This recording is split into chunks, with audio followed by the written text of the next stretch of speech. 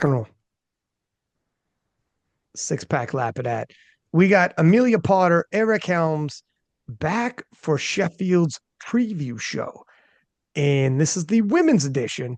We're going to get top five from you guys and then jump into, after the top five, person by person, lifter by lifter, the backstory, what their trainings look like. I'm going to ask a series of questions from you guys. And we'll just take it from there because we have a lot of storylines coming. We got some big battles coming. And I think probably the easiest way, we'll start at five pick, work our way to the top spot, and then we'll get into all the backstories and what's going on here. Mhm. Eric, how was the backlash reception to you and Matt Gary been for you? Because I know in my DMs I got people responding to my story. Well, I think the fact that Matt would not show his face on King of the Lifts for this episode probably tells us everything we need to know.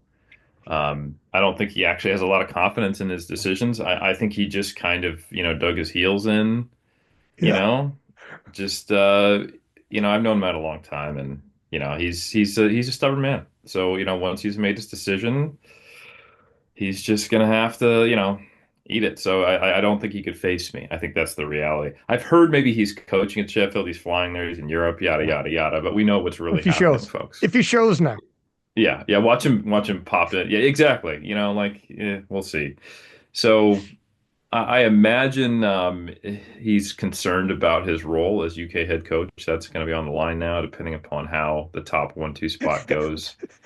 Like Um, your judgment, sir, is being called into question. Yeah, it's gonna be a rough future for him. And again, for the record, if Austin Perkins does win, there was a Jesus. massive AI bot that took over my You're personality. I don't because you And doubled, now, that took over my personality because you're know. doubling down.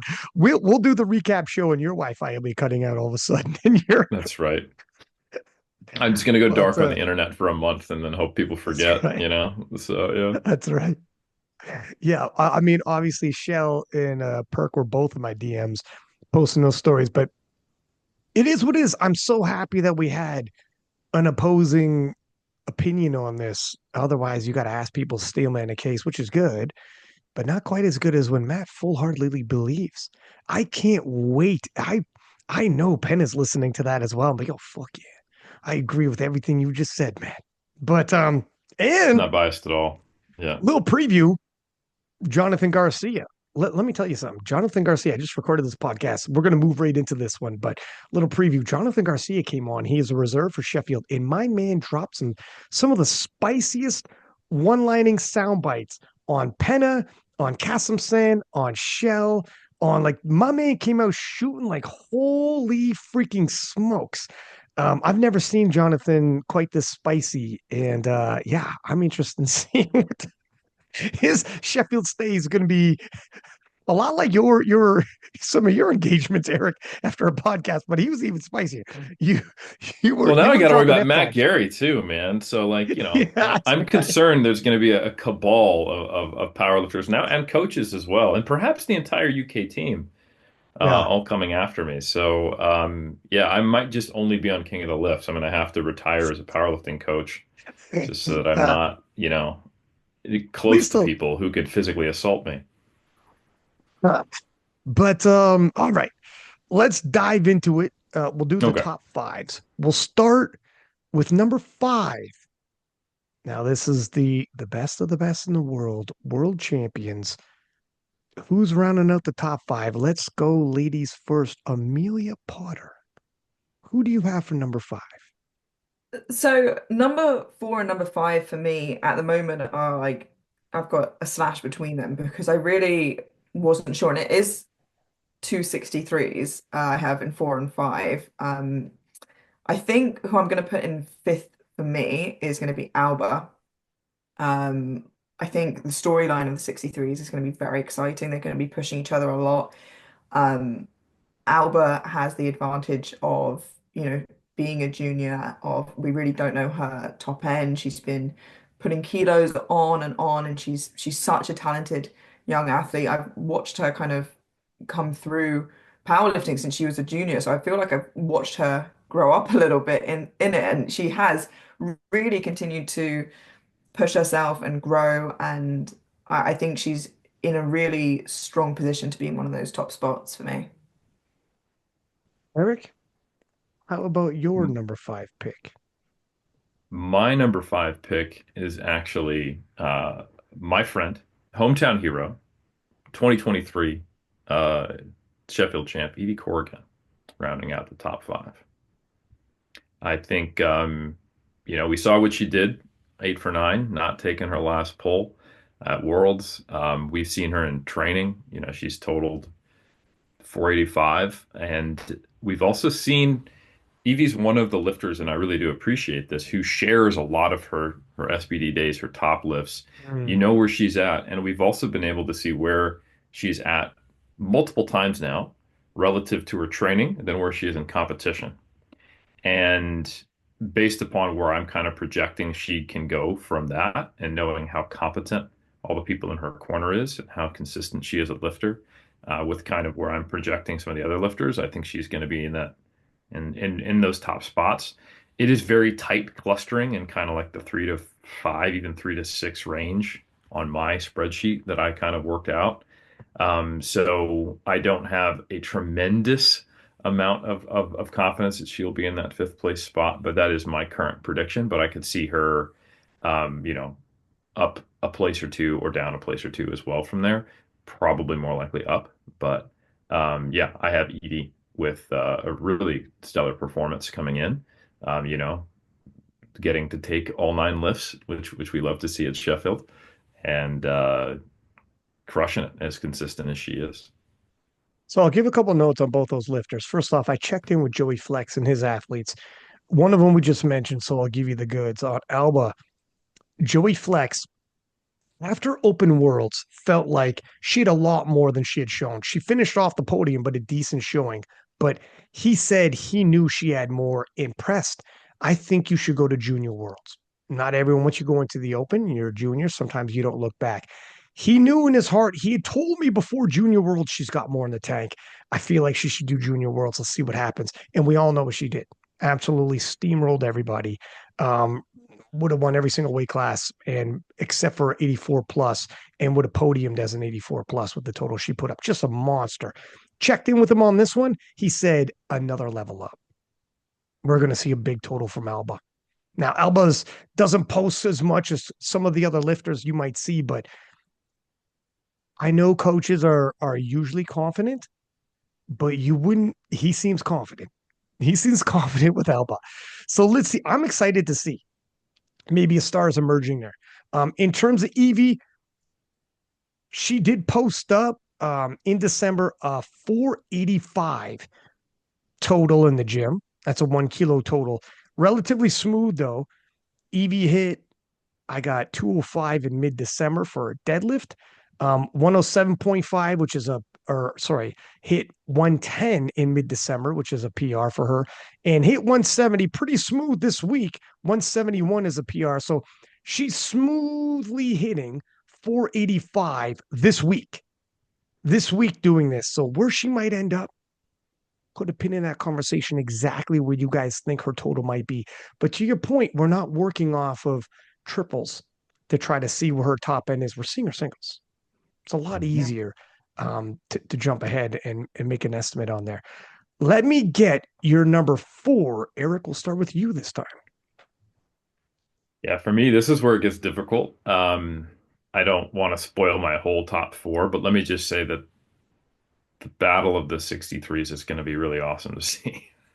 Um, I have in the fourth place spot Lydia Bavois.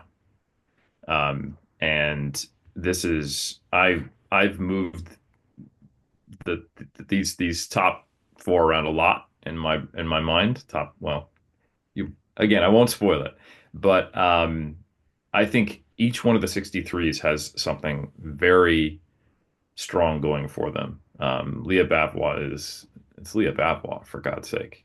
She is a generational lifter. She's incredible. Um, she's coming down in weight to the 63s, but she's I think she's looking like like not quite as strong as she would be in a higher weight class, but still strong.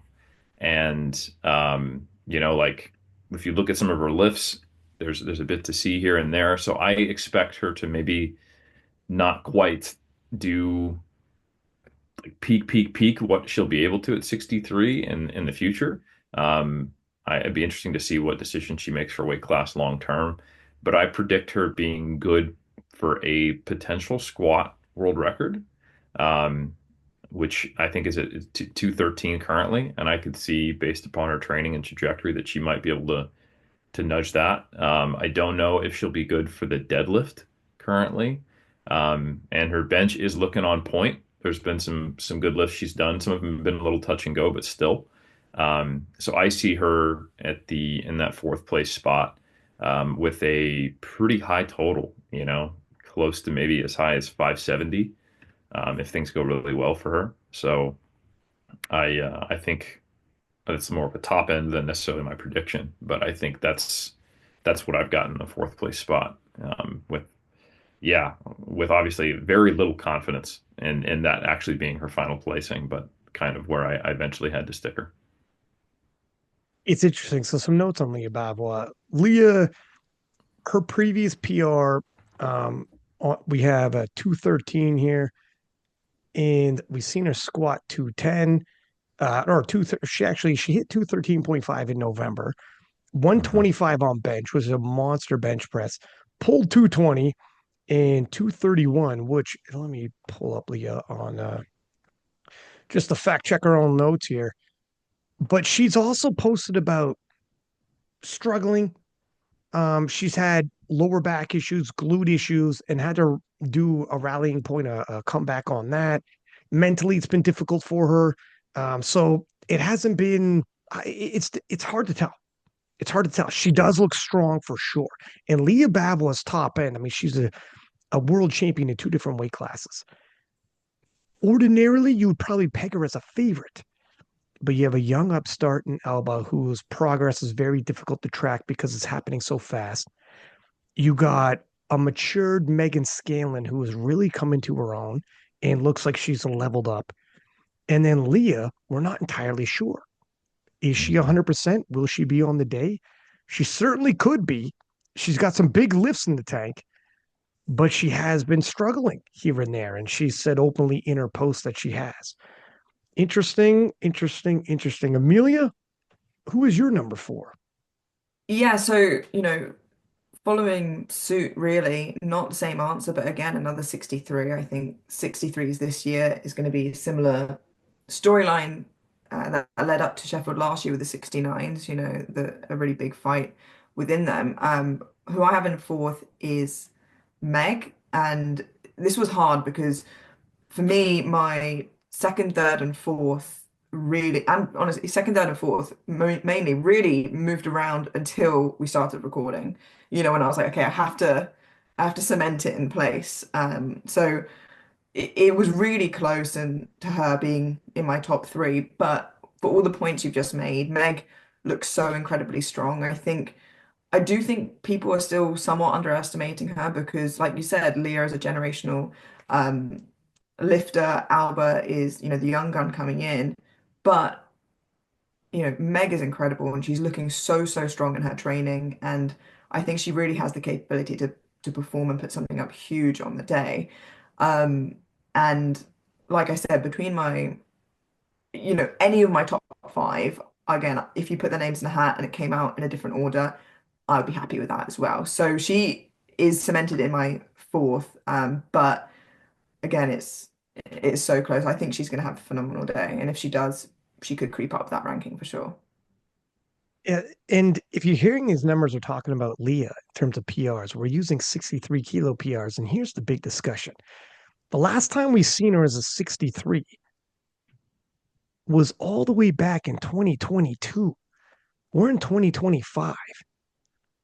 It's older data, but it's when she was at the appropriate body weight. Now, on the flip side, when she's in the 69 kilo class, she was not over 69 and cutting like Agata Shitko. She wasn't even walking in at 69. She's never in her life in a professional powerlifting career weighed 69.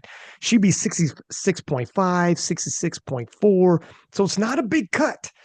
These training numbers look like they're trending a little more towards her total we're used to seeing at 63, but it might be a little more.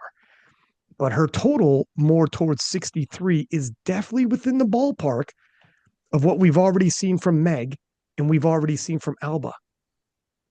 That's where, if you took her total from 69, just took a sliver off the top, Leah's favorite. But is that going to be the case? Is that going to be the case? And that's the big debate. And we have three hurricanes converging in the perfect storm. So, anyways, Megan, your number 4 pick as we go into the top 3.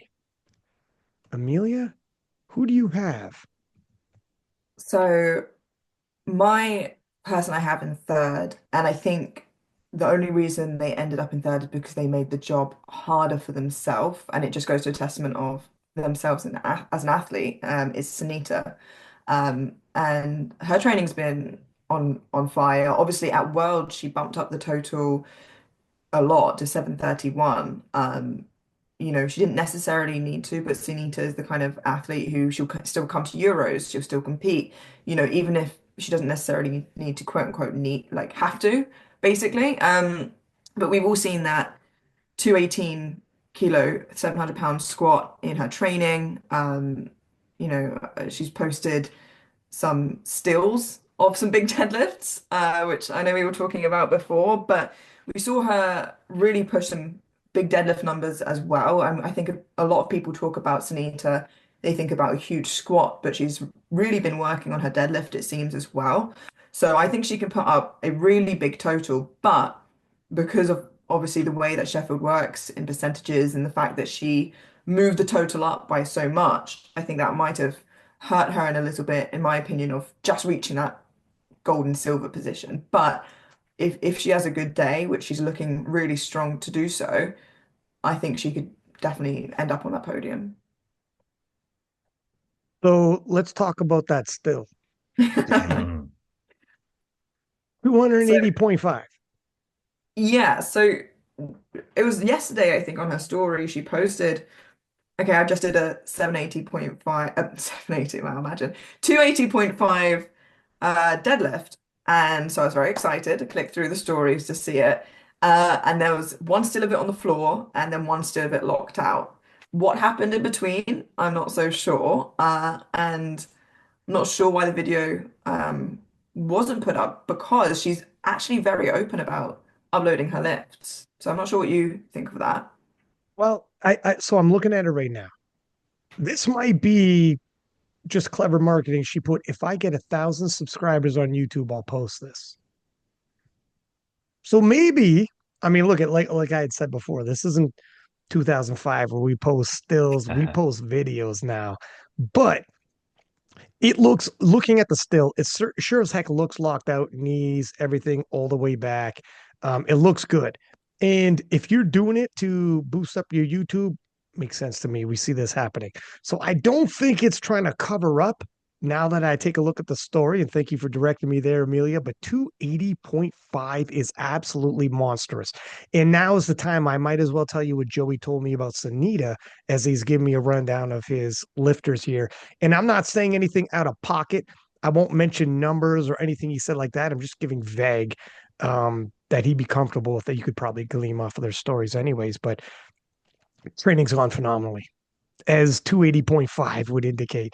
And we can expect big things from Sunita. Exactly where it ends up, not sure.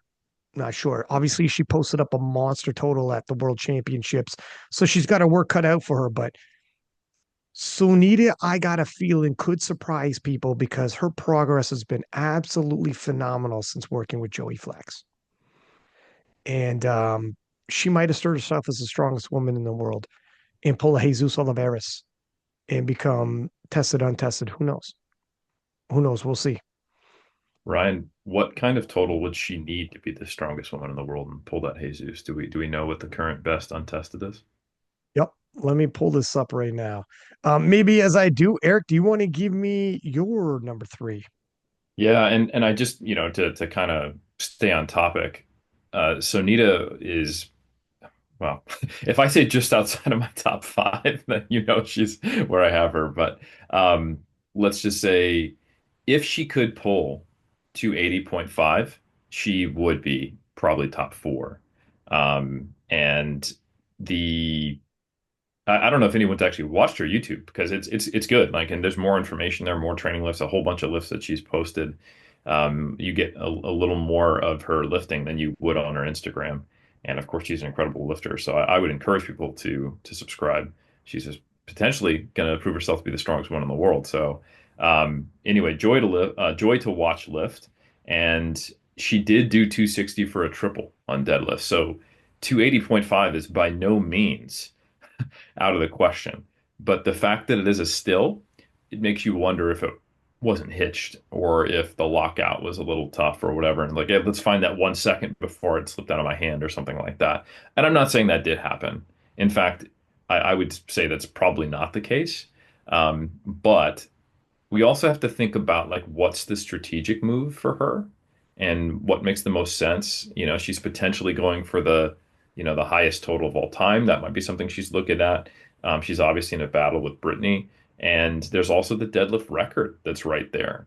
So you're in a tough spot if you need something monstrous, if you need a PR to move up to the potential podium spot, but you're also in a spot where you're maybe 5 kilos over the world record deadlift. Like it's a tough decision. I would probably think about just chipping that world record, grabbing the 5K. So I don't know what she's going to do. Um, and there are multiple things she could potentially grab. So anyway, we can talk about the Sonita storyline, but she is potentially up there based upon the recent deadlift information. But the person who I have Well, one rounding out sec, the actually. podium, Sorry, yes, I'm sir. just going to Yes, hop in sir. there while we're on Sunita for one sec. So, thank you for covering some time while I pull this up. Sunita is the strongest woman in the world right now as it stands. In 2024, she had the biggest total in Oh all of shit. powerlifting. So she is tested or untested the strongest woman in all time. Tamara Walcott in 2022 hit 735. Sunita's hit 731. So for all time, she's 4 kilos away. And untested, you have deadlift bars, etc. It's not the same standard as IPF World Championships, to say the least. But So currently, 735.5 is all she would need to yep, move into the all-time strongest woman in powerlifting. period, all time in at international IPF standards, no less. Hmm. Currently, the strongest woman in the world. You want some? Come and get some. Let me hear your total. Don't tell me a total from 2 years ago. Current, but all time, we're not. I'm going to predict she does. Jesus Oliveira does it. Yep. I it's worth as well before we move on, say that what she didn't upload the 280.5, but she did upload a set she did afterwards, which was 270 double on deadlifts, which, after that is pretty massive anyway. So, she's in a really good position if that is the case. It was a bit of a grind as you would expect it to be, but she can grind it through, which I think is important to note as well. Um, but yeah, I mean, I think she could be in for a really fantastic day. So I think that's Guys, it's important to note as well. if you want to see the 280.5, we got to get her YouTube to a Yeah. thousand I followers. That's how you see it. That she let me take a look right now because we could give her three more subscribers. Yeah, we'll jump in that. Also, she, amongst all the weight classes, obviously in Lithuania this year at Worlds, was best lifter, you yes. know, so definitely worth acknowledging all of that when making picks. Yeah. Yeah. No, she was I just had to kind of guess like what would be the right move for her. And Mhm. I'm almost even more convinced that she, like secure that 735 kind of thing. So like I see her actually having a really good shot at totaling something like 740, you know. Yeah, I do. Yeah. Um, And that is incredible. So I think she will probably be I think she'll pull a Jesus, which is awesome. I think she's, potentially going to set a squat and deadlift world record. She has openly talked about her bench is just not cooperating this block, but if that just means it's to her current standard, which is an incredible bench, that still puts her into a very high spot. So yeah, like I said, I was a little more conservative on what she might pick for her deadlift because this is very, very recent information, but I don't know. I could see her as high as third, but my actual third pick is Megan Scanlon. So Amelia and I are just, I think, off by a placing there, and for all the same reasons. Like she's looking really good, and like she came off a really impressive showing at the main classic. Where she went 9 for 9, totaled 562, and her official weigh-in was 64.3, and that's up 10 kilos from what she did at Worlds. So I project she's going to continue on that upward trajectory and that she will be rounding out that podium. And I think she's in man, her bench is looking really good. Um, and I think we're going to see some impressive numbers out of her. Predicting, like I said, maybe just a hair higher than Leah because of potentially Leah's struggles. They're in different spots. And it is really interesting that we have the veteran, someone who's coming back to a weight class that they are not normally in Alia Bavois, and also we have the young upstart. It's kind of interesting. It reminds me of the 83s a little bit and how they all have slightly different motivations going into it. We have the person having that late stage progress. We have the perennial lifter who is back in the hunt in Hungary, and then we also have Ade, who's the new guy. So it's kind of a parallel group of three with a similar storyline. So the 63s and 83s are going to be, I think, be really really cool to watch. But yeah, I had to pick them eventually. I had to sort them in order, and I really did feel like probably out of all of my Sheffield picks across the men and the women, putting the 63 in an order felt kind of like I was rolling dice. Like it was very random. I just eventually had to go like, all right, who do I think has the most potential? Where do I think they're at now? What lifts have I seen? And then make a decision. And that provided a little like less clarity than I'd hoped trying to do that. So yeah. Between the 63s, honestly, rolling of the dice is appropriate. All three of these ladies have won world titles, albeit Alba in the juniors, but still, even if the class of opposition wasn't as high there, the standard is of lifting, if nothing else. Any, I don't know which way to go on that one. You could talk me into either which way in all three of them. So yeah, it's a tough pick. In 562 and a half, I mean, Meg is just keeps piling on more kilos. And that's just a small water cut. That's not a drastic water cut. And she's water cut. So she's been a 63 for quite some time. It's not like she has issues making the weight, never has. So I don't freaking know. Amelia, what's your next pick for the second place? So yeah, it seems like Eric and I have very similar picks, just in slightly different orders. So who I have in second is no other than the first Sheffield winner, Eevee Corgan. Mhm. Um, I think that she seems to be on really good pace to hit a big world record total. Of course, the last couple of worlds we've seen she's not taken that final deadlift, a bit more strategic than some of the other lifters have been as well. As she's been so far ahead, she doesn't have to, which has benefited her in where the record will be for Sheffield, of course. But I think if she has a good day, she's very capable of hitting above 500. I estimate her on a good day, maybe between 502 and 505. And that would put her percentage in a really good place for that silver. And there's only one reason, which we'll speak about a little bit later, why she's not in the gold position, which would be the first choice that I have. But I think Evie's looking really, really strong, and she's, she's done it before. She knows what it takes, and we've seen her competition after competition after these pretty gnarly cuts perform well on the day. Let me ask you both a question right now about Eevee Corrigan. Two questions back to back before we get to our number one pick. And I think we I all haven't know who given our my number. number two. Oh, really? Okay, sorry. Go Doesn't ahead, matter, sir. Eric. Never mind. Should I do my number two, or do you want to ask those questions? You know what? Let me ask these questions. Frig, I was keeping track here. Let me ask these questions actually now that we're on it. Number one, does Eevee Corrigan, I already know what Amelia says, but Eric, does Eevee Corrigan go over 500 kilos? In 2025, yes, but I don't think at Sheffield. Here's the follow up. Is this Eevee Corrigan's last appearance as a 52 at Sheffield? Amelia? I I think reluctantly to Evie, no. I think that maybe she wants the cuts to be a little harder than they are right now because she wants a good reason to say, I can't make 52 anymore. But I remember the morning of Sheffield last year, I got a text from Evie. We're down the hallway from each other, and she said, I don't like I've woken up at weight. Like I don't need to sweat it out. And I don't know what to do with my Right. time. And so Crazy.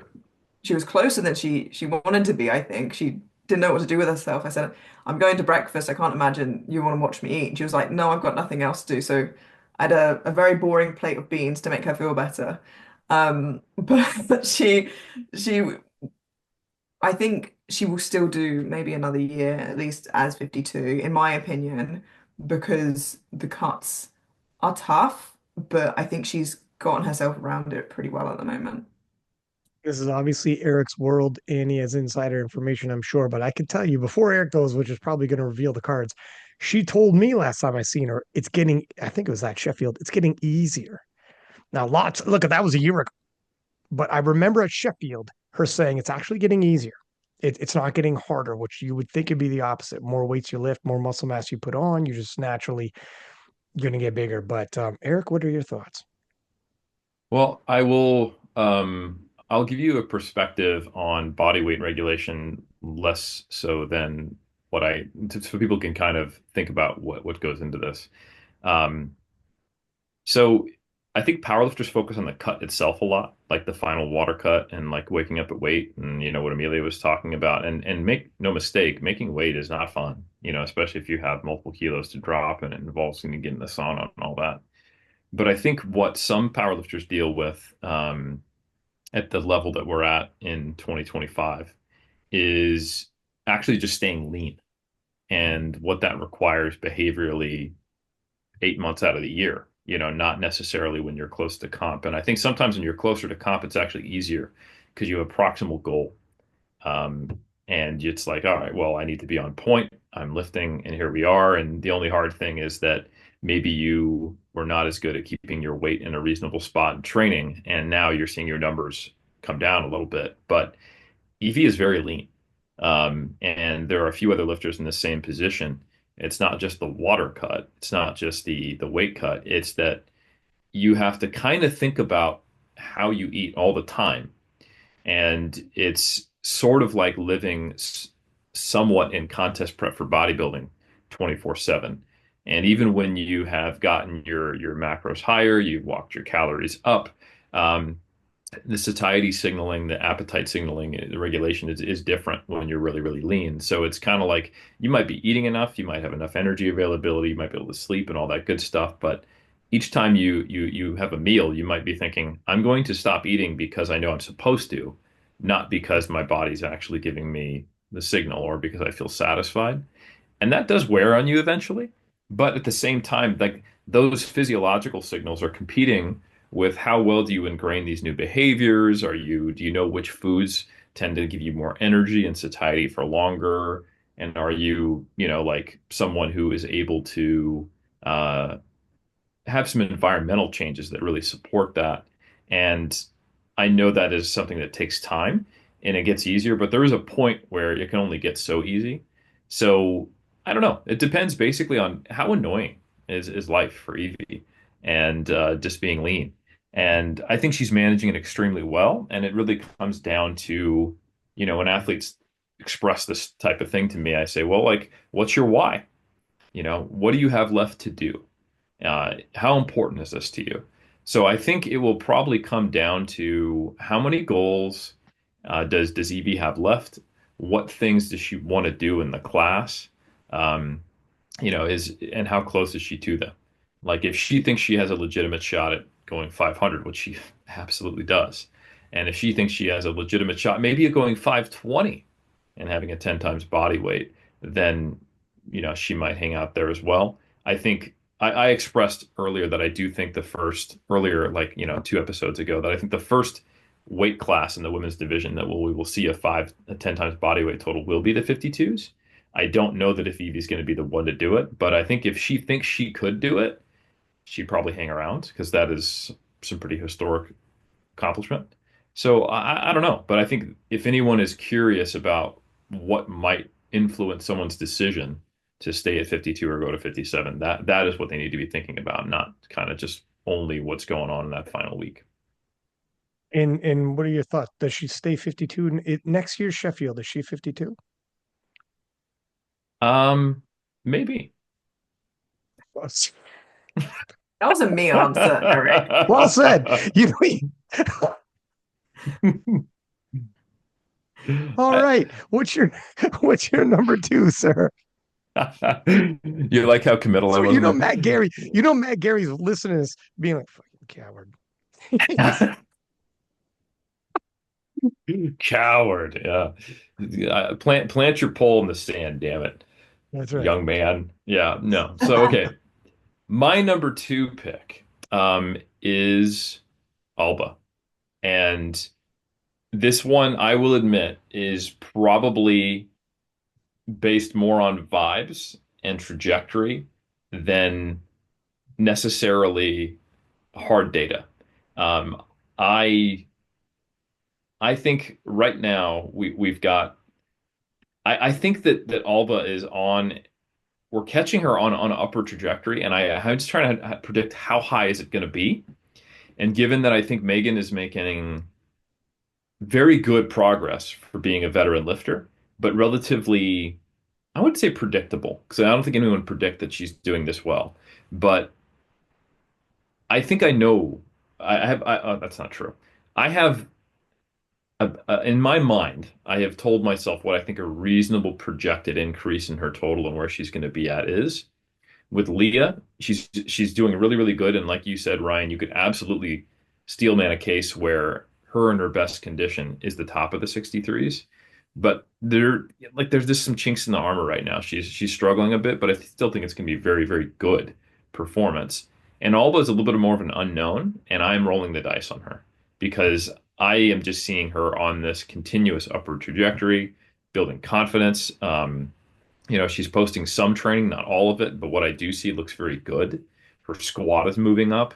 Her bench is pretty incredible too, and it's just yeah, I think she's going to surprise people a lot, and I have her totaling pretty darn high with my projected guess. So anyway, I think we're going to see something pretty incredible out of Alba. I have her in the top two spot for that reason and winning the battle of the 63s. And yeah, I could be completely wrong. I might be over predicting, but a big part of this is based upon what I have seen with the age coming down as far as where people are winning right now, which I think is a sign of just powerlifting elevating as a whole. I do think we are going to still see people in their 30s be very, very, very competitive and be the best in the sport.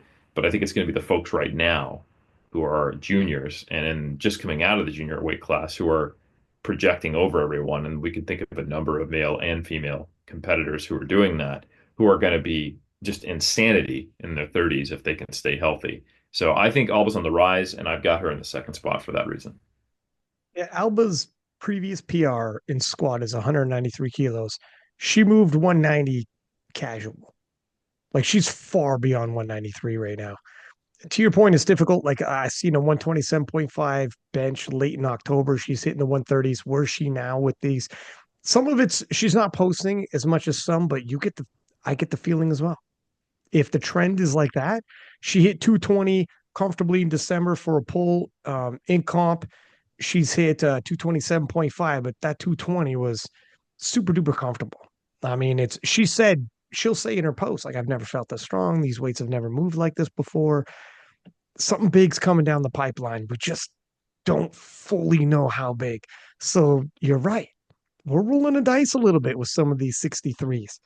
Meg competed relatively recently and had a monster total. Water cut away. I don't know. How do water cuts? Maybe she was always like that before a water cut, and the water cut is going to bring her back down. I don't know. It's hard to tell, but we got to take some guesses. Now, here's some. Amelia, do you have anything you want to add on that?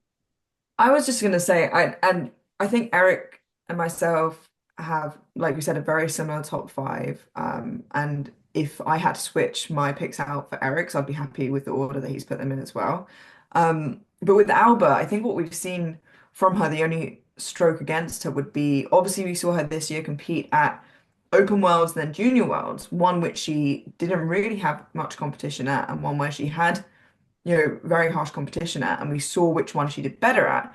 Obviously, there were a couple of months in between them as well. But I think Alba does better when she has the confidence that she can do better, if that makes sense, that she can do better in the competition.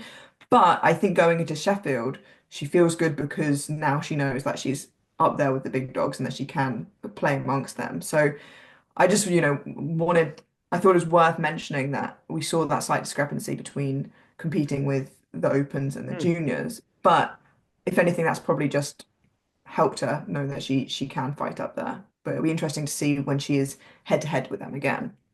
That's a big point. Now, when she was on the podcast, Alba herself said, I'd never been in some major battles before. I was always like, particularly in Sweden, in the juniors, very dominant, and she had never been in some major battles before. And Joey Flex, her coach, said, I want you at Open Worlds to get into a major battle and be amongst the big show. It's an entirely different vibe. Even if you're going to finish off podium, get it out of the way. Get the feelings out of the way, the nervousness out of the way. The best way to get comfortable in any scenarios is do something over and over and over, repetition. And getting that done now when she shows up at Sheffield, now Sheffield's a whole nother level of intensity. But how much better, more comfortable will you be when you felt IPF Open Worlds?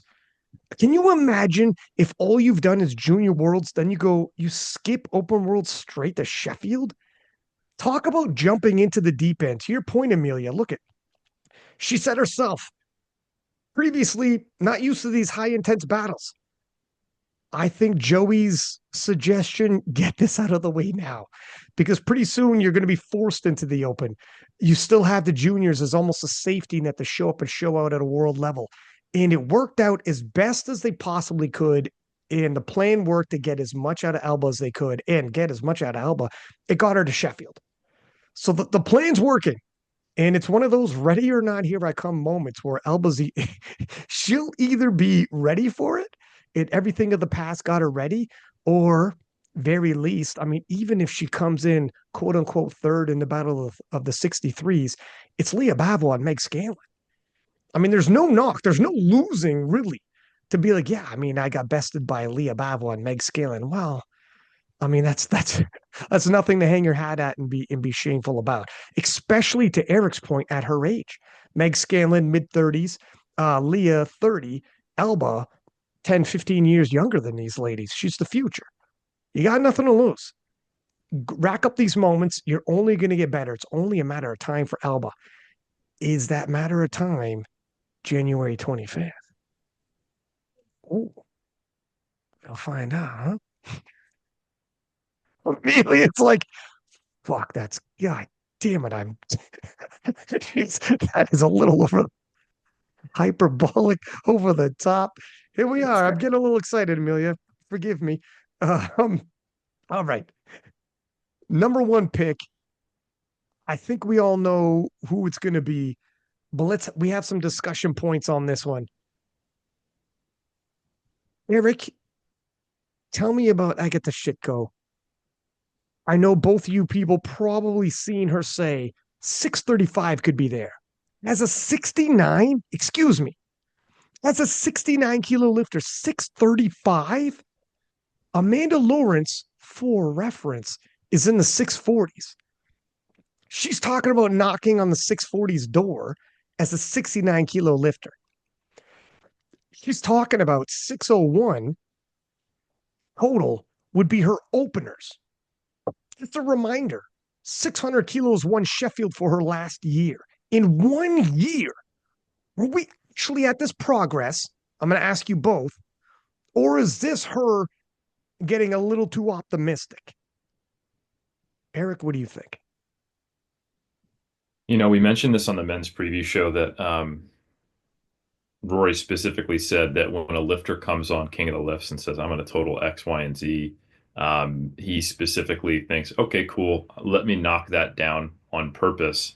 I actually have lost confidence in you because you said that, because historically what we see that people take too aggressive jumps, they get too attached to numbers, and that athletic, bravado and belief in yourself ends up biting them in the butt.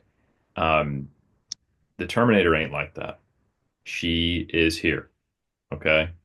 And she can't be reasoned with. She can't be bargained with. And she absolutely will not stop until she has records set in three weight classes or more. And Amelia, you thought I was getting cheesy with this. Oh my man, we're going toe to toe with this. I love the energy. Keep it coming. yeah, no, no, I have a tremendous amount of respect for Agata Go. I don't know if 635 is there, but I don't think that is an unreasonable, crazy reach. And if she has a just a banner day, that is certainly possible.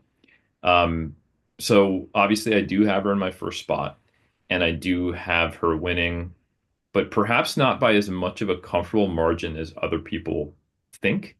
I don't think it's going to be like Kel, Joe in the men's. No matter what Matt Gary thinks, I think he's got a further lead than we're going to see in the women's. For reference, I do think it's possible that one of the 63s could total as high as 580. Ooh. I think that's possible. Now that I don't think that's likely, but I think if we saw the absolute top end of one of them, given all the variables we talked about, given all of the potential, who could be doing really well, whose upper trajectory is what, like how much is Leah being affected by her back or glute and just the stress of all that versus her at her best. Like you said, she walks around not as a full 69 and she's totaled over that as a 69. You know, Megan's on the rise, and Alba is, you know, still going through puberty and lifting more weights than I ever will in my life, right? So it's like this that we have upward trajectories here that could result in someone totaling pretty impressive numbers in that weight class. And if you think about when you run the numbers, if someone does put up a 580, that means that Agata has to do something like pretty impressive. 620 would not do it, you know? She would need a 625 in that kind of range to make sure that she secured the win. Um, and that is about where I have her projected. 625, 630, I think is very reasonable. And again, like I said, I don't think it's probable that we're going to see a 580 among the 63s, but I think it's potentially there. So I do actually think Agata has to be on her P's and Q's. Um, and I think she will win, but it may not be by like a full percentage point. I think people are thinking she's going to steamroll this, and I think it's going to be a little closer than people expect unless the 63s get greedy and in their battle against one another start missing. So I really do think that Agata does need to be on point. But I do think we are going to see just some incredible totals out of both the 63 and the 69 kilo weight class relative to those records. But I have Agata winning and her doing so with roughly around 104% and slightly above of the world record. I have her, it's about 625, 630, depending upon the day, because uh, I believe her, you know. Matt always says show and prove. She's shown and proved multiple times now. Yeah, let me say this. Now throw it to Amelia. I don't think any of the 63s are going 580. I think one of them will go 570. One of them. You guys can decipher which one you think it is. And in terms of Agata, I can tell you she hit 610 this week in her comment, eh, meh. That was her comment for that 6'10. Now, I don't know. Sometimes people have mad days, and it turns out that's not a mad day. That was a good day for you. Um, Sometimes not. And it is absolutely incredible the way Sheffield is worked out because it's based off of the percentage in which you could break the world record. The fact that she's returning in the same weight class the next year and potentially could do this back to back is almost unthinkable. And she did not hold back last year. It wasn't like she held back. Talking about Shell. What if Shell holds back and then comes back the following year? That was not the case. This is remarkable. I don't know if we will ever see a back-to-back world champion or Sheffield champion, excuse me, if Agata pulls this off, or how long it'll be, anyways. It'll be a long time, just based purely on the format of Sheffield, and that's by design, by the way, to keep it turning, so it's not always becoming predictable. Let's keep seeing a new person every year. Wow, Agata is something special if she could pull this off. Amelia, what can you say about Agata Shitko? Before I jump onto Agata, who is, of course, who I have in first, I will just say quickly about the 63s. When I was looking at them and their training, and because I put Meg first of the 63s in my listings, you know who I would probably be talking about. 580, 585 was the top end that I saw if she had, a really top end, perfect, phenomenal day. Oh, Um, and I think that if one of the 63s does it, I think it will be Meg. And in oh that case, gosh. she very much jumps up my rankings, obviously. But I had to, you know, throw some things in the air, and I didn't land on that. I think similarly to Eric.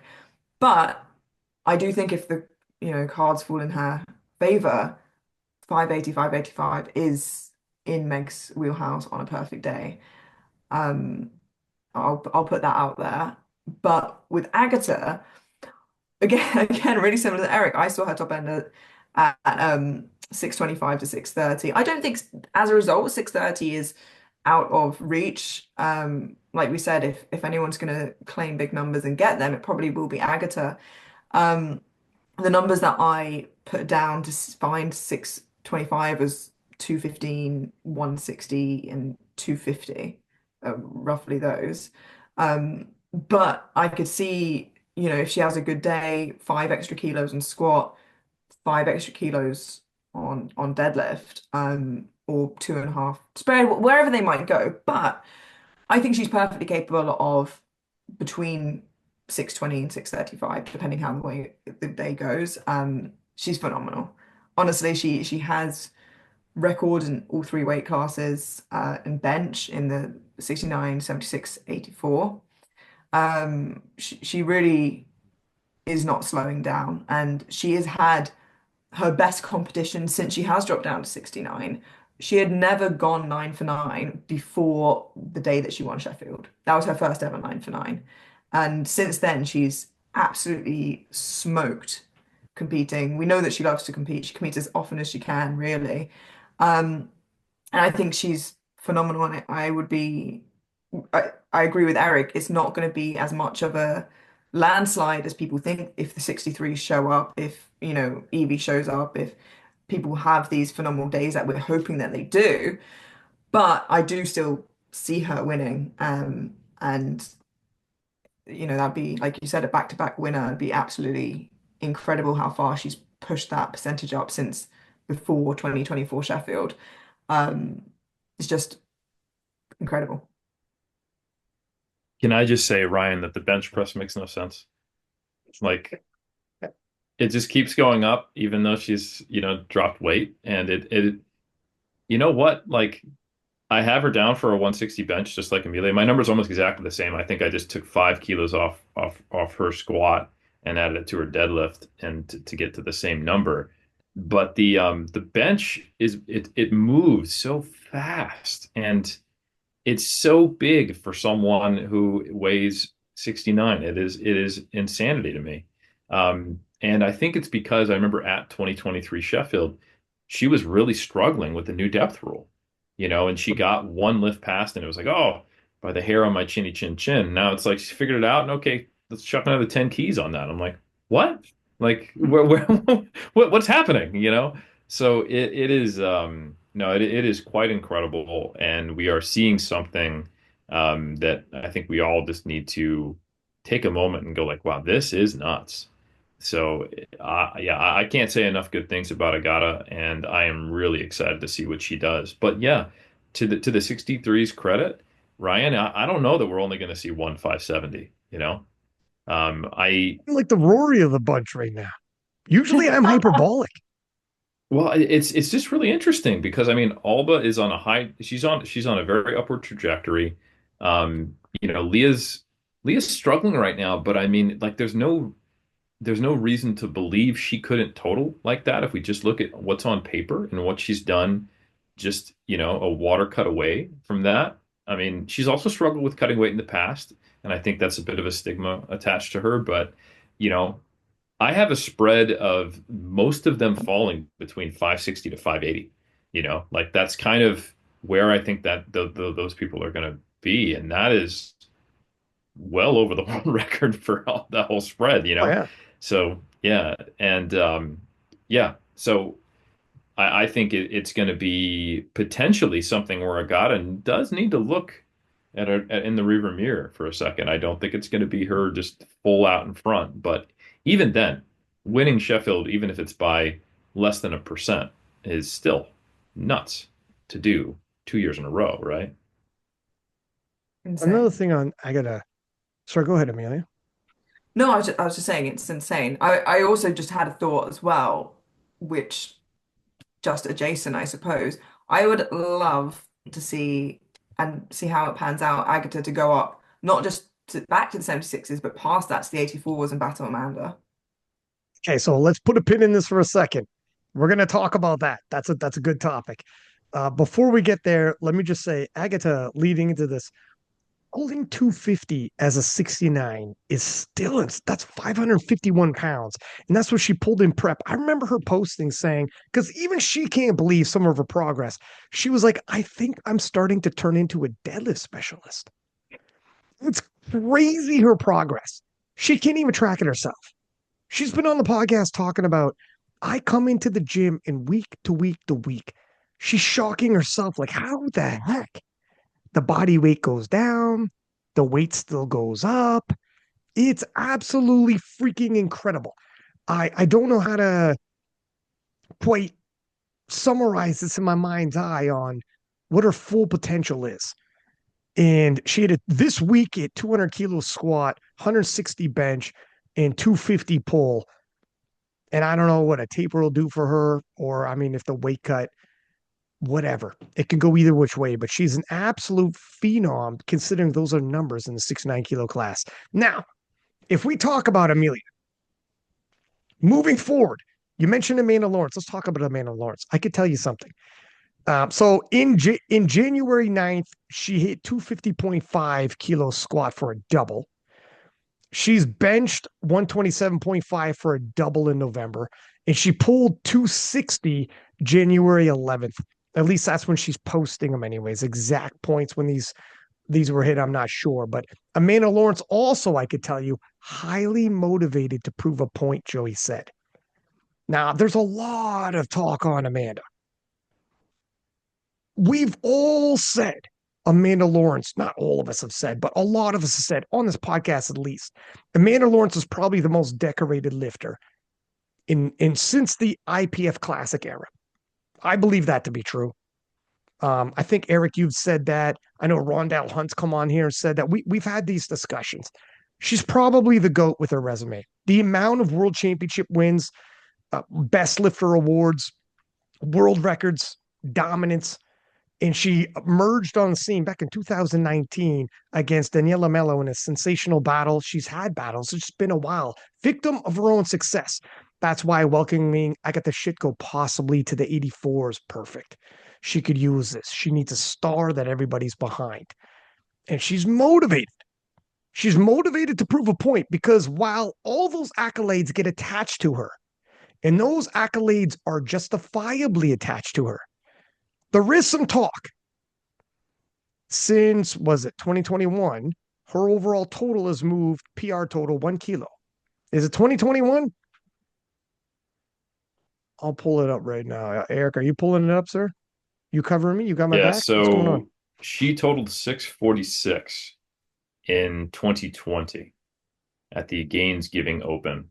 And I remember at that point, that was when we had her on Iron Culture because she actually had the best powerlifting coefficient, period. And we had her on as the strongest powerlifter at that And the time. biggest total, despite not being in the heaviest weight class. She out totaled all the 84 pluses that year. Let that sink in. Correct. Yeah. Freak athlete. Yes.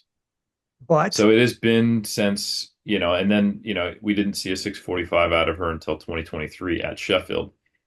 Brian, can I say something about that though? no. Just, oh, No? Well, sorry. all right. Yeah. You go. Perfect. I, Moving on. the interesting thing is that she is, like you said, a victim of her own success to some degree. That people have said this, that it's not interesting to watch that weight class because she's so dominant. Um, I think we forget though that Amanda is very competitive. Mm. And that I think she is one of those lifters where competition drives her. And what I want to specifically bring up about Sheffield 2023 is that she pulled a massive deadlift because it gave her the opportunity to pull the biggest deadlift in all weight classes for women. She found something to compete with, even though it was, oh, hold on. You thought the biggest deadlift was Jess Bittner across all weight classes. I got this. So she pulled that deadlift because anytime there's an opportunity for her to find a way to compete, she finds it. So I think the talk that it's not that interesting or she hasn't improved, and I think is probably helping her. And it's like Joey said, it's giving her something to focus on. And I think some of these kind of her response immediately to hearing about Agata, coming into her weight class, she's like, "Listen, you don't want none of this." Like, I think all of those things are going to be very, very positive, motivating factors that put her into a position where we are going to see something. I think we're going to see probably the best total out of Amanda Lawrence that she's put up at Sheffield. I think still, like we've talked about with other lifters who are very, very, very dominant, it's tough. It's not going to be enough for on the percentage points to move you up. But I think the narrative of, oh, her total's not increasing is at least going to be wrong at Sheffield. I think we are going to see her best performance at Sheffield. That's my prediction for Amanda. Yeah, sorry, go ahead, Amelia. No, I was just going to say, and we can put a pin in this, that I'm not sure looking at the roster, I see anybody not PBing their total at Sheffield this year. Mm. I feel like Mm. everyone's going to hit that mark. So when it comes to Amanda Lawrence, yeah, her total in 4 years, PR totals moved 1 kilo. And at the World Championships, that was at last year's Sheffield World Championships 642.5. I don't know. It's hard to decide. Like, I'm not entirely sure. But this Sheffield, if she's motivated, like I'm hearing she's motivated, if she wants to silence some people, and we're not giving opinion when we say this. We're giving a statistic.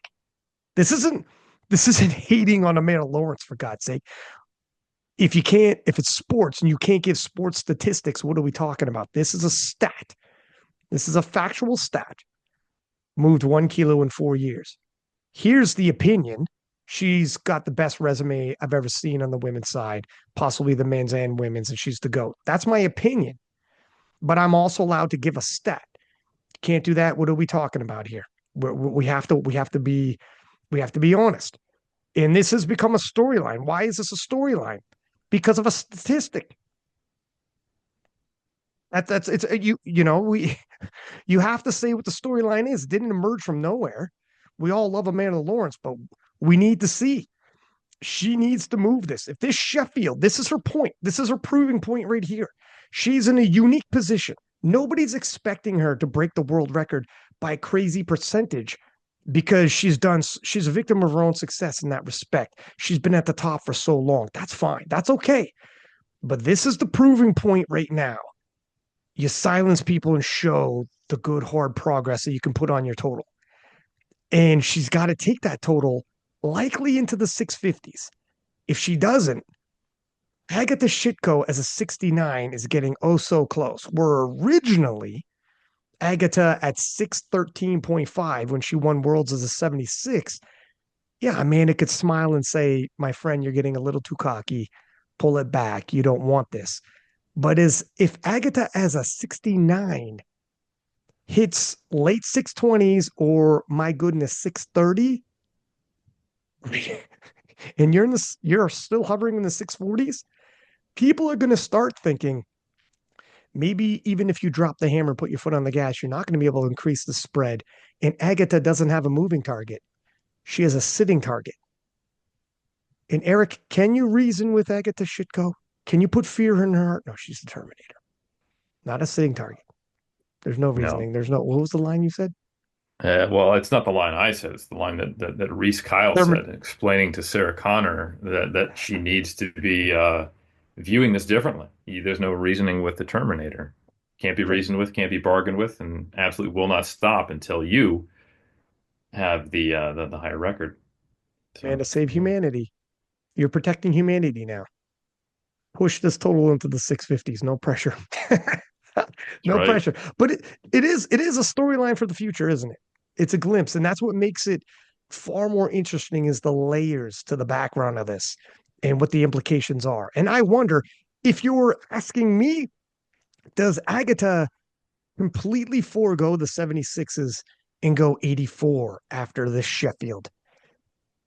For I think she has to hit the 69 kilo world championship, and that is her plan to gather these. She's not going to do all this for, she wants to be the first to win 3 world titles. So I think at the very least, win the 69 kilo world title. She already won the 76s. Maybe after Worlds, go straight to 84 and don't worry about 76. I'm not sure. Here's where I think she might stay 76 when she moves up after Worlds. Sheffield again. Why not win can you imagine 3 Sheffields in a row? Because she's up in body weight. And this will lead me to another lifter I want to talk to you guys about. If Carlina doesn't take the world record for a ride and it stays hovering around 613.5, by the time Agata comes back, Eric and Amelia, if she stays 76, it is entirely possible for Agata to win Sheffield back to back to back and three-peat it. There's a lot of variables here. We got to see what the heck else happens in 2025. But this is why I think she doesn't go 84 right away. She, can you imagine winning a world championship in 3 different weight classes and winning Sheffield three-peat? We haven't had a double repeat yet, but I'm just saying if you're plotting pathways to greatness and Agata sees this potentially on the menu, you got to think, grab the bat Right. and swing. Am I Right. And crazy, Eric? you're not crazy. You're not crazy at all. And I also think the smart move is not to try to go to straight to 84 because there's only so much muscle mass you can put on in a given time frame. Um, you don't want to get up 15 keys in a single year on a frame the size of Agata's. It won't all be muscle mass, and that means her total will go up some. Don't get me wrong. Although again, her bench press makes no sense. Maybe she has magic, so I don't get it, but. Um, you can get some lifts to move just from body weight going up, kind of regardless of what it is. Like my bench comes down when I cut because I don't have a butt anymore. So it's just less of a decline. It's not Oh, that I I'm like your losing. butt. Well, I do too. But then when I get really lean, it's all just muscle and I can't arch as much. And, I'm touching lower on my chest, et cetera, et cetera. So You're like flirting with me. I Feel can't like help I'm it. interrupting. Shall Sorry. I Sorry, Amelia. I'll get back on finally? track. So point being is that some lifts will go up straight up just because you're gaining weight. You could probably add a kilo on your bench for every kilo of body fat you gain. But if you really want to do as well as you possibly can, the smart money is to take more than a year to get to 84. which gives you the opportunity to compete at 76. And again, like you said, Ryan, if you can total 620, 630 at 69, you're going to be potentially totaling 640, 650 on the way up to 76. And that's bonkers, right? It's just as bonkers as totaling 620, 630 at 69. So if she does do that, I mean, she could take a slow path all the way up to 84, casually win Sheffield and World Championships in the 76 on the way, battle it out with Amanda Lawrence. And then, you know what? I wouldn't be surprised if Agata, because she does whatever she wants, decides, you know what? I'm going to come all the way down to 663, prove Eric Okay. Helms All wrong, right. and total 630 for the first All 10 right. times body All right. weight total if you All want right. to Now get you crazy, lost me. Ryan. Now you lost me. Hey, you had me, and I'm like, fuck yeah, we're on the same page. And you're like, and then she goes 52, and her and Eevee Corgan. Um, No, but but all to be serious, I do think that the smart money is to go up to 84, but over 2 years and then collect some 76 accolades on the way. well, what you just said, if she does do 640 to 650 as a 76, again, it puts the pressure on Amanda Lawrence. You need to enter into the 650s and quick. And I mean, that's only 3 kilos away. Like, that's not a big ass to put onto a total, especially when you're already in the mid sixes. But the pressure is on. The clock is counting down to the mega, mega, mega, mega showdown. And holy smokes, is it going to be a good one? But anyways, all right, let's talk about Carlina Tonga. We were mentioning the 76s, checking up on her. I Here's something that I loved. I seen a post from her. She loaded up and missed 233. Now she's previously hit in comp 230.5, loaded up and missed 233. And Carlina, we all know, has a heart of a lion. Dropped it down to 230, hit it, smoked it. Dom says to her, you better strip that bar before I talk you into doing 235. Well, they do 235. And Carlila rallies and hits it. And this happened this week. Now, in comparison, you know how much of a turnaround this is for confidence when it's the week of Sheffield and you freaking miss your top rep and you could have ended the day there and you rally and end up hitting a PR like that. That's the confidence Carlina needs. Looking at her deadlift, I seen a 252.5 posted up on January 2nd. Haven't seen, and her comp PR, by the way, is 255. So her deadlift is on point. And her bench press, though, I haven't seen a lot of from her bench press. Not entirely sure where her top end bench press is going to be. Now, having said that, with the world record standing at 613.5 and her personal best being 610.5, and I just told you she's hitting PRs in squat and she seems to be motivated. What are we thinking with Carlina Tonga? Is she going to take that world record and push it? What are your thoughts, Eric? You're a Kiwi. Yeah, I love Carlina. She's such an awesome lifter. And it's an interesting thing, like the style of competing and training is one where they're riding very close to max. So in competition, there's typically not a surprise taper peak. Like the best things you see in training for Carlina are typically going to be close to what she's able to do on the platform. And they take smaller jumps and start heavier. Now they're used to that. So it's not, necessarily going to result in this loss on the top end on the third attempt. And they're very good at grinding. So I think if Carlina is able to surpass that world record, it's not going to be by a lot, maybe like 615, 616 kind of in there. I do think she could get the squat world record. When they're not showing the bench much, I think it's probably kind of stagnant, unfortunately. And the deadlift might be around the same. So I think Carlina is in a spot where hopefully she's solidified her current performances and is able to like match her best bench, best deadlift, and then push the squat a little bit. And it'd be great to see her nudge that world record up a little bit. But I don't think we're going to be necessarily like surprised by her performance. And I think it's going to be kind of that for a while, unless there's some type of fundamental change, to her status as a lifter. Like, oh, I've been dealing with this and I've gotten over it, or We've experimented with a new training style because it seems to be she's kind of just, grinding away and making incremental progress at this time. Incredible incremental progress, totaling in the 16s as a 76 when we were shocked by the high 500s too long ago in the 76 Mm. kilo class. So I think she's got a very good chance at breaking the world record and grabbing the squat on the way. Yeah, that sounds about reasonable with me. Amelia, what are your thoughts on Carlina Tonga at Sheffield? Yeah, I think after the performance she had at Worlds this year, which I think she was a little disappointed with, she's gonna come in with a lot of fire underneath her. And she's an incredible lifter. She's got a heart of a lion, and she really, she switches on the day. And I think she's going to need that just because it's awesome that she missed the 233, took the 230, and loaded the 235. But if that's in competition, and you miss that opener or whatever it ends up being, then that feels like a different mentality altogether. And, I think she's completely capable of hitting these numbers on the day, but she's gonna really have to go in with that confidence and intent.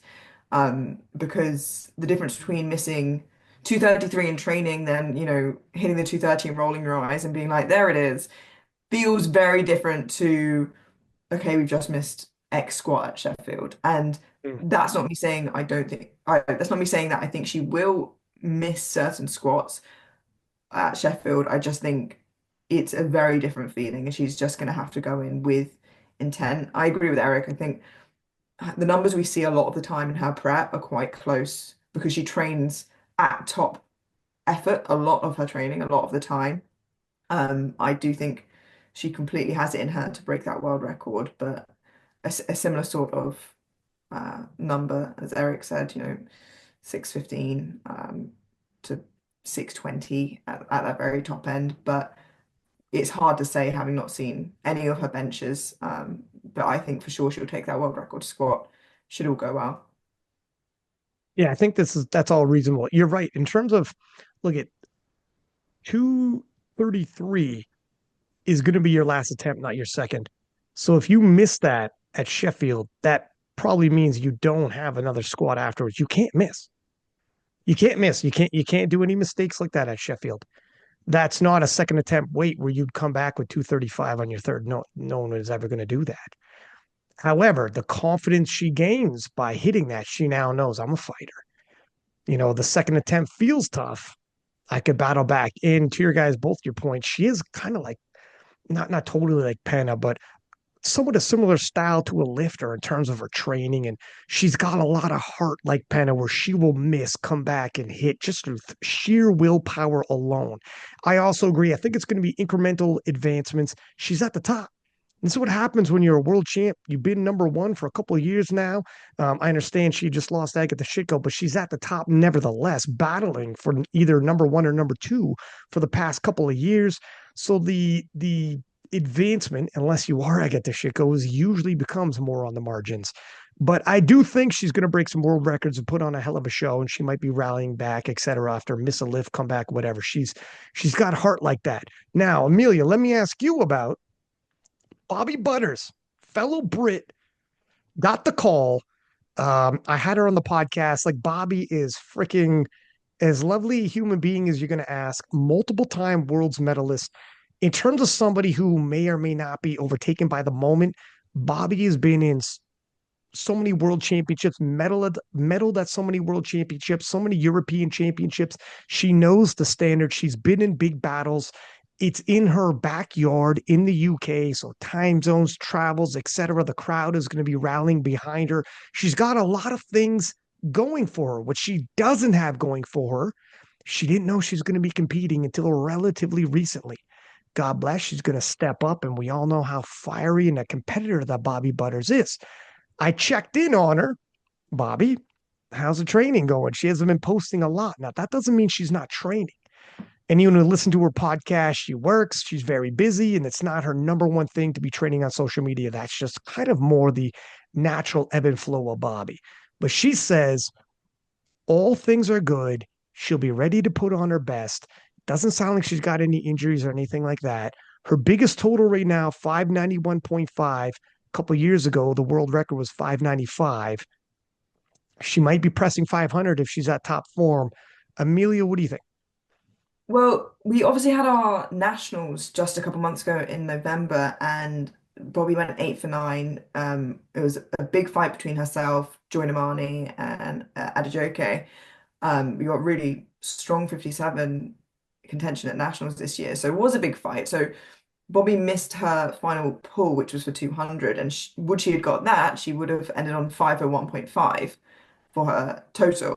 So already knocking on the door of that 500.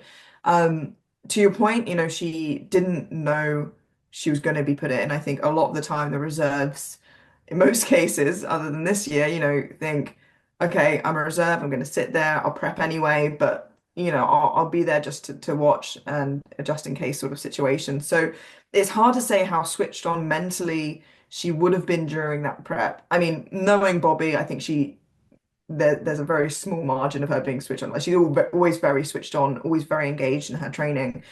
Um, I think she had a bit of a funny few months with her training around Malta Worlds where she wasn't sure, you know, what the formula was for herself. But since then, she seemed to have found a really good groove with her training, and she squatted 188.5 at nationals, which I believe is zero point 0.5 over the world record.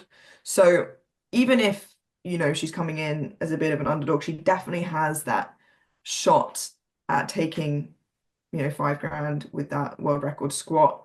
But she's obviously going to have to fight Jad for that.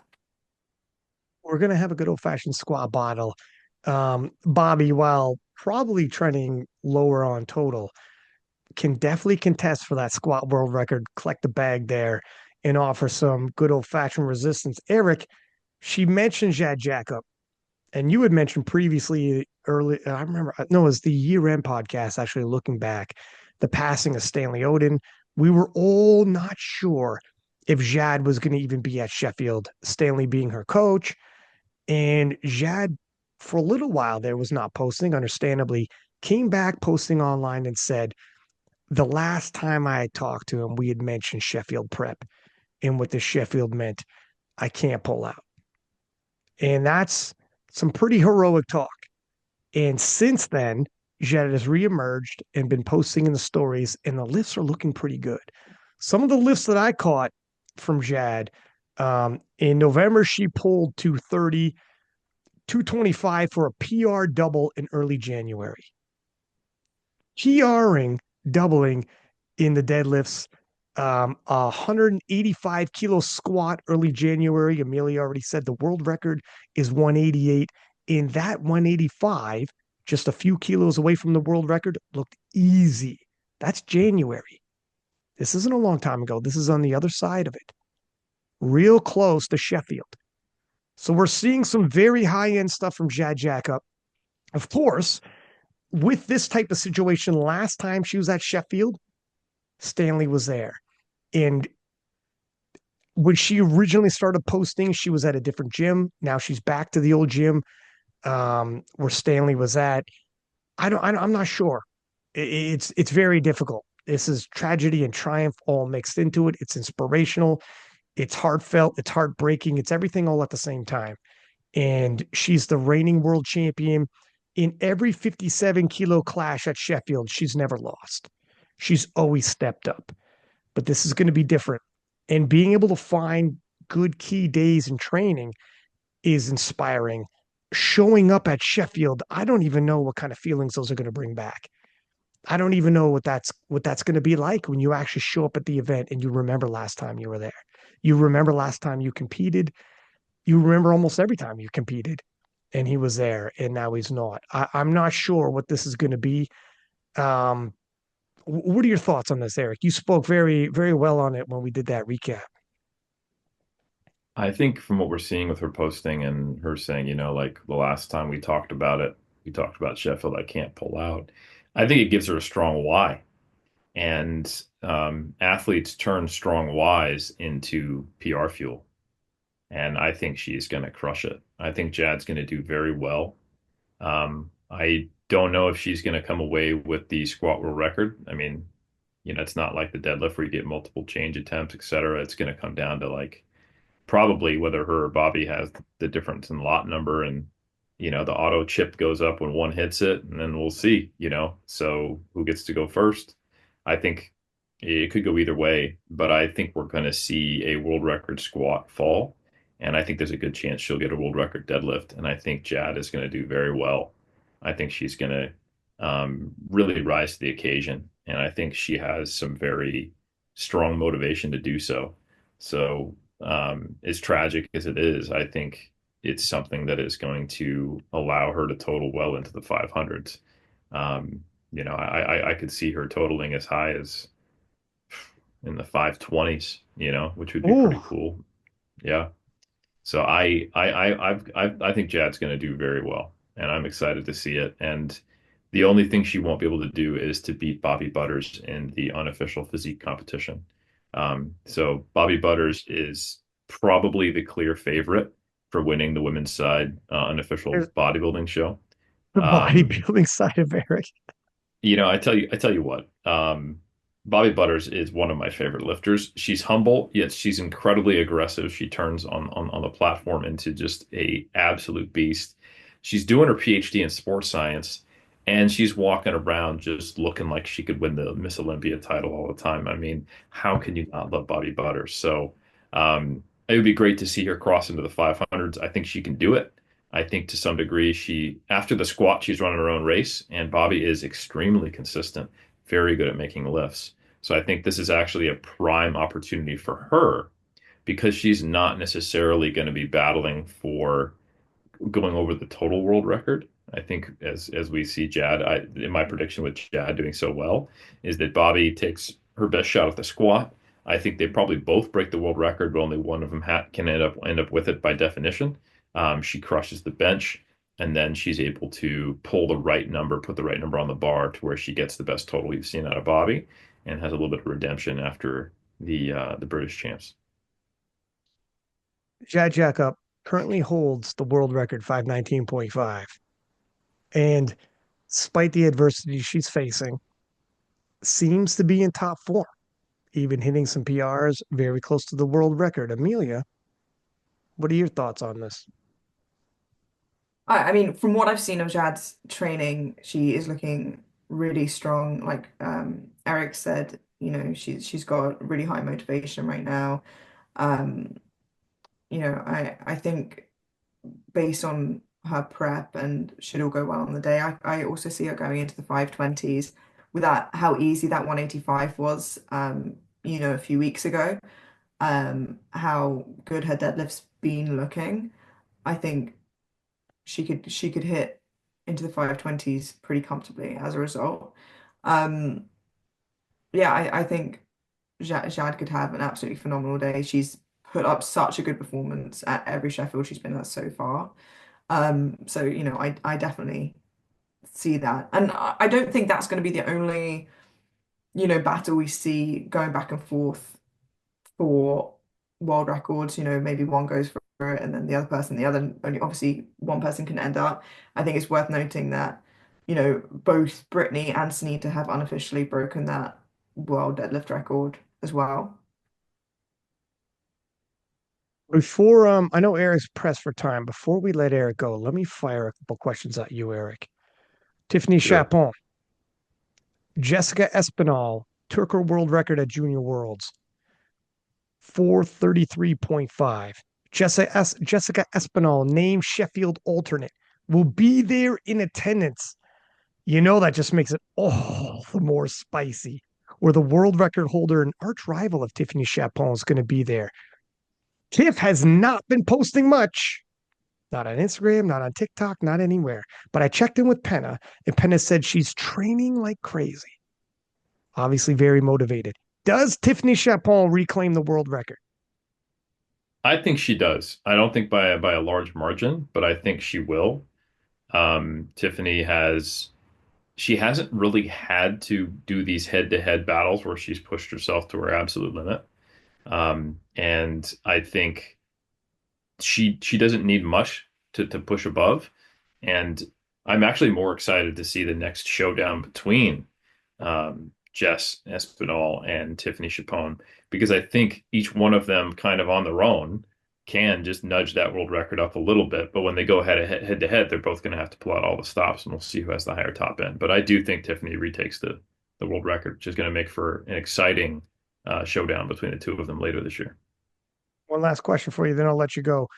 Who is going to be the person that emerges and reaches a new level of credit within the powerlifting community?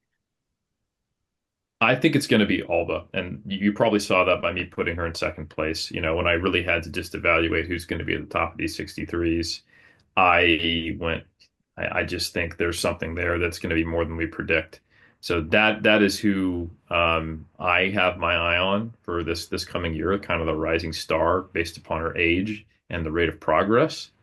So yeah, and also this is not the same thing, but just to give a lot of credit to Brittany Schlater, I'm really excited for the battles between her and Sonita and the fact that Brittany is so consistent.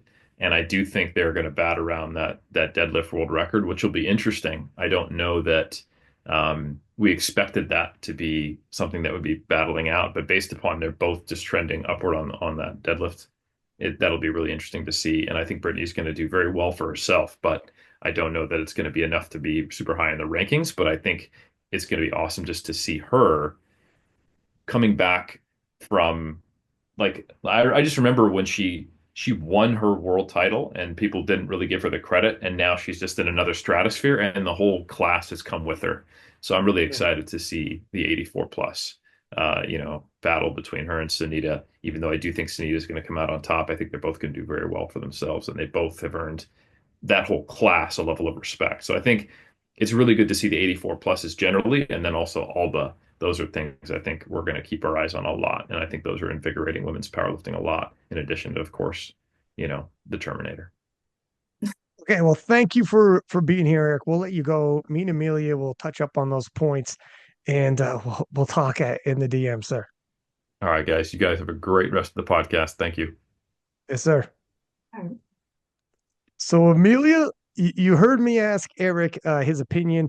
Yeah, I want to talk about all three topics: Brittany, Turbo, Tiff, and your breakthrough. But let's go double back to Turbo first. Do you think Turbo I was Tiff? Like, my breakthrough? Or I was did I say that? Through? Amelia's breakthrough. You're having a breakthrough year. You're having a banner year. Um, do you think Turbo Tiff reclaims the world record? I think it's dependent on whether we see Tiff go 9 for 9, which we don't always do. We don't always get to see Tiff do so. I think based on what I've heard, about her training, and I think she's keeping it, like you said, a little bit more secretive this time round. I think she could absolutely do it. Now, similar to the point Eric made, I'm looking forward to seeing how long that record stands for and how often it now goes back and forth because there was a long time that, Tiff was pretty uncontested. And, it's nice when weight classes start to see emerging battles. But I do think that she will break that. To my point earlier in the podcast, I said I'd be surprised if I didn't see all lifters in the weight class they're competing in at Sheffield break their current PB total. So meaning that will be Leah breaking her 63 total record that she has. So I do think that she will. Say this. Yeah, for years, Turbo Tiff, she's so dominant. 4 open world titles as a junior. That in and of itself, I believe, is a record, at least in the classic side. That's insane.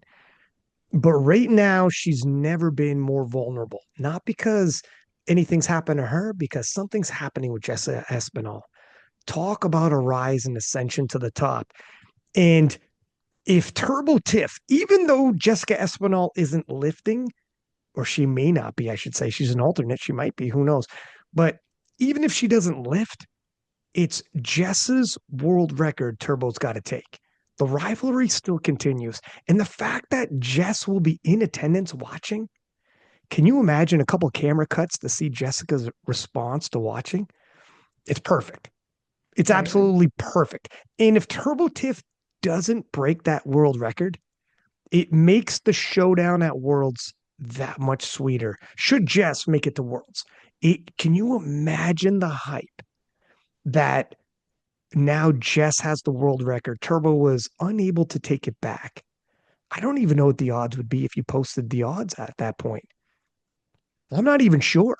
That it might, despite the fact that Turbo had previously won, might totally swing, might completely blow open the 47 kilo class, and we got ourselves a hell of a battle.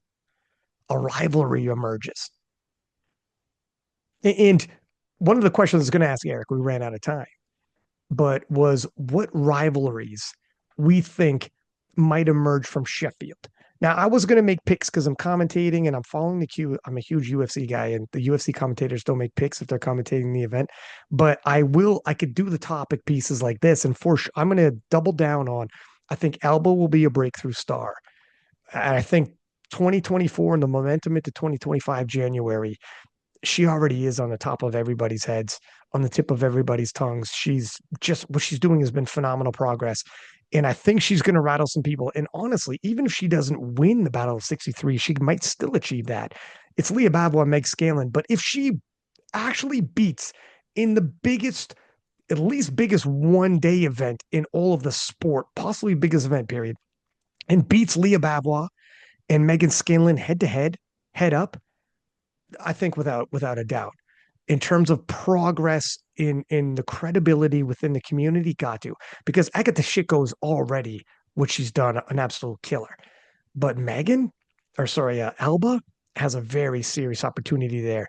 Um, so I think in terms of emerging star, I'm gonna pick Alba.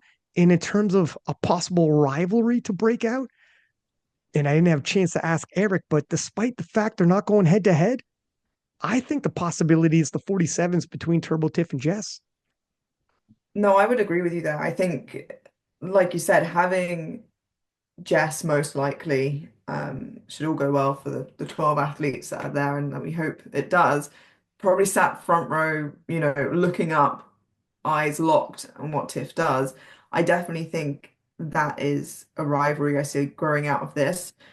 I think should Leah stay in the 63s, which I think is a big question on everybody's lips, the 63s will continue forward as a big rivalry. I think the same way as we felt about the 69s coming out of Sheffield last year, like that was the rivalry to watch.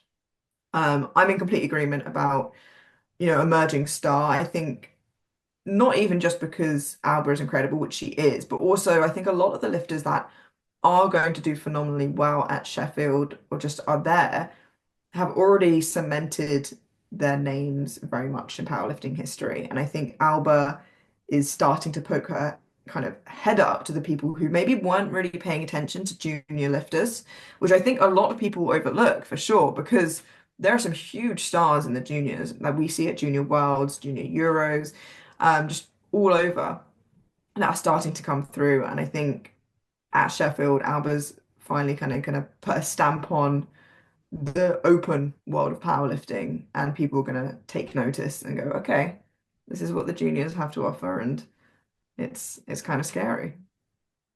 I I I mean it's so close. If you were to say I think the 63s is new rivalry, I could 100% agree. The one point of contention in my mind is I am unsure if after this Leah stays 63 or goes back to 69. Agata is not staying 69. Not for I mean, she will for this world championships. So maybe Leah stays 63 for another worlds. I don't know. It depends on how she feels too. I mean, she hasn't been posting everything. Let's see where her total ends up. If her total is monstrous and she's like, I like it, okay. If she's like, you know what, it's going to be a big total, obviously. But if it's not to her own expectation of, you know what, I feel better as a 69. The thing with Leah, she's not going to fill out 69. She's a bit of a tweener. She's like in between 63. If there was a 65 kilo class or whatever the heck, it would probably suit her right perfect. But it is what it is. So I'm not sure. We'll see. Maybe Leah stays 63. And even if she does, I don't know if that's We got to see what the heck does Alba do? What does Meg do? How close is it? I already know Turbo Tiff and Jess are literally neck and neck and batting the world record back and forth. Yeah. The 63s I have more question marks about. Is it going to be within a couple kilos, or is there going to be a spread between them? Um, if it's between a couple kilos and we have a 3 horse race, that's amazing. I would love to see it, and maybe that would take the biggest rivalry to emerge, but I'm not sure. I think it's definitely going to become apparent, this time in 8 days, Mm. who the rivalries will be. If the 63s end up doing anywhere near what Eric and I think the top end could be, I think that would be very, very telling. But I'm in complete agreement. I think Tiffy Jess is going to be one where they will be batting that back and forth, moving forwards regardless of whether Tiff breaks that world record at Sheffield. The battle we see at Worlds is going to be incredible. So let's talk about Brittany Schlater. Brittany has posted before, very transparent when she has mental struggles, mental health struggles, etc., but has the absolute heart of a lion. Despite what she's posted, you'll see she hit a PR triple on deadlifts in December. You'll see when the stress was at the highest at the World Championships, wins what we all thought was the Battle of the World Championships 2023, reclaiming the title, two-time world champion in a sensational battle against Sanita, Bonica, Nat. I mean, she's a fierce, fierce competitor. And coming into this Sheffield, I checked in, and all indications are she's going to be on top form. And I also think with Sonita shouldering the hype of strongest woman in the world, possibly the strongest woman in history, and we've already covered, regardless of tested, untested, to an extent, Sonita's got to shoulder that, all the big, all the eyeballs, all the heat coming from all the lights flashing her way in the 84 pluses. And now Britt is in a unique position. Show up, let her shoulder that, and you just go for 9 for 9. You just push your lifts and stay in the pocket. And when Britt stays in the pocket, her top end, she's already hit into the 700s. She might be able to hit into the 720 range. We'll have to see, but she's definitely capable. And she has shown that she could step up under the big lights. She's been to Sheffield before, which all helps to her. She's been in fierce battles and won in the fiercest of battles with the biggest of competition. So I'm very interested in seeing how Brittany does. And I think and she's not new to any of these struggles. She knows how to pull herself together when she needs to. She was on the podcast telling me how one time, literally at the world championships in the back, having a full blown panic attack in squat warm ups, no one fully knew, pulling herself together, rallying. I believe this is 2021, the world championships where she won. So they say there's no such thing as courage in the absence of fear. There's no such thing as triumph over struggle if there's no struggle. What's that? What's that triumph? Brittany being transparent with these things does not mean she's weak or going to falter. Brittany's transparent with these things and she gets it done regardless. That's already proven. That's not a guess. We've already seen that. So, anyways, it's inspirational. I want to see her do her best, and I'm pretty confident she will. I checked in; she's confident she will as well, and she's done so previously. What are your thoughts on Brittany and what you've seen in terms of her training wise? So Brittany's incredible, and I think definitely doesn't necessarily always give herself enough credit, and I don't think other people necessarily do as well, because Sunita is there and Sunita's incredible, and it's lovely the 84 plus weight class, they all get on really, really well, and you can tell that when they compete against each other. But like you said, she won one of, if not if not the best fight at an IPF Worlds I've ever seen in that Malta 84 plus fight. And we've seen her back and forth with Nat from Australia with that world record deadlift in Lithuania this year. We saw her unofficially do it at Canadian Nationals. She's, a force to be reckoned with. And I think that, like you said, her top end is incredible to see. Not just one, but two women totaling over 700 is insane. It's, absolutely insane. Um, and like you said, she hit a triple with 250 on deadlift in the middle of December. Obviously, that was about a month ago. She'll be kind of in her taper now. She's got a bigger bench than Sunita. I think her best bench is about 10 kilos below that world record. So we'll see how that has progressed or where that is. I'm not too sure. Brittany doesn't post as much publicly, at least, about her training, and I won't let slip anything that she's told me privately either. But she's incredibly strong, and like you said, she is a big fighter, and regardless of how she ends up feeling before she gets on the platform, when she gets on the platform, she's a competitor and she deserves to be there as much as anybody else. Yeah, three times she's total over 700 pounds or 700 kilos. And when you have a 273.5 kilo deadlift, she can pull over 600 pounds. Join the 600-pound club. Multiple time world champion. She's a monster. They're all monsters. There's no easy touches here. They're all Yeah. coming. They're all killers. World records are gonna fall in individual disciplines as well as totals. And Brittany being at 710 last year at Sheffield, Sunita overreaches. We all think Sunita is going to do big things, but to look past Brittany, if Brittany adds just 10 kilos to her total in the span of a year, which is nothing crazy, she's 720. Let that sink in. If Sunita doesn't even have to have a terrible day, and you got yourself a dogfight all over again. So anyone who's looking past Brit, we got battles all over on this Sheffield this year. It's absolutely going to be a hell of a show. And I believe as I look through and take a look at some of my notes here, I think we covered the Sunita 700-pound squat, 318 kilos. I was going to ask whether or not you said you thought she would hit it, but I think you had said earlier, I'm personally think she will. We've seen her do it in the gym. I think you had already said earlier that I know you mentioned it. You thought she was as well. Yeah, I think she will. I think Sunita's the type of athlete that she doesn't just want to show that she can just skim it. She wants to put on a show and she wants to show exactly what she's made of, that she is, the first woman to do X, Y, Z. And I would be very surprised if she didn't put that on at Sheffield 318 or 318.5, whatever it ends up being. And if she doesn't, I would imagine that's a Joey decision, not a Sunita decision. And when she was on the podcast, first off, if someone hasn't heard Sunita's podcast, you got to double back. Absolutely freaking riveting backstory. And I'm told, Christoph, her significant other, DM'd me afterwards and was like, that's like the half of it. You got to have her back. And that was a long podcast, but there's so much to cover. And like, I'm obviously going to have her back. Here's the cutest. When she was on the podcast, she goes, if I hit 318, do a 700-pound squat at Sheffield, can I come back? And I'm like, Sunita, you're the strongest woman in the world, maybe the Maybe. strongest woman ever. Like, it's an open door invitation, love. Yeah. She's so humble. She doesn't even know she's already Amazing. arrived. She's like, when I arrive, you've already arrived.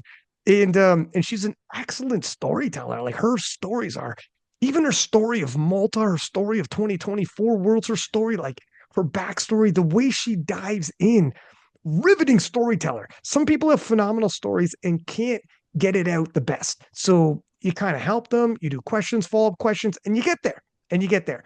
Sunita, phenomenal storyteller, phenomenal backstory. And oh, by the way, the strongest woman in the world.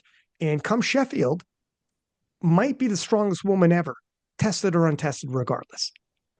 And I'm telling you right now, my pick, you're going to see that. What Jesus Oliveira did in the first Sheffield and established himself as the strongest powerlifter of all time, regardless, Sunita's going to do on the women's side. Yeah. That's my bold prediction for Sheffield 2025. You know what? I don't see it end up being that bold. I think it's completely doable for I don't not think it's to bold either. Actually, I don't think it's even that bold. I think that's sit down, simmer down, Ryan. Come on. No, I think Sunita's amazing, and I think she absolutely could do that. And she's likely to. should all go well. And if anyone's ever had the pleasure to talk to Nisha, she's also just the sweetest as well. She's a lovely person, and so is the whole cast of Sheffield, the whole roster of Sheffield. It's going to be a really amazing event, and it.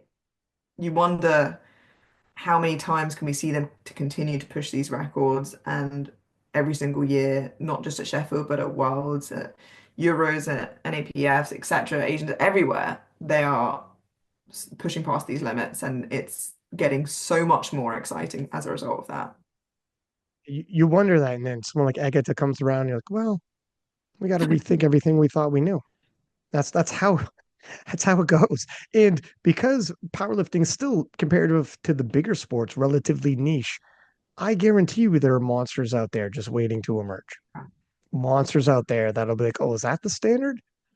Well, let me see what I could do and kick that freaking ball down the field.